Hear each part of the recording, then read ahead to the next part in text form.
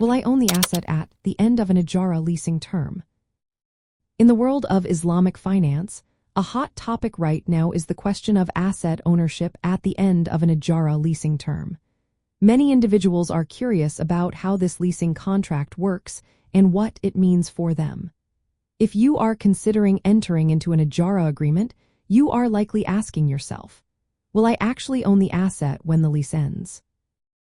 Ijara is a leasing contract where the financier, also known as the lessor, purchases an asset and leases it to the client, referred to as the lessee. The lessee pays a fixed rental payment over an agreed period. However, it is important to note that during the entire lease term, the ownership of the asset remains with the lessor. The lessee is only granted the right to use the asset while making rental payments. At the conclusion of the Ijara lease term, ownership does not automatically transfer to the lessee. The lessee has merely been paying rent for the use of the asset. If the lessee desires to own the asset after the lease period, a separate agreement must be established. This is often done through a sale contract or a different arrangement known as Ijara wa Iqtina, which translates to lease with ownership transfer.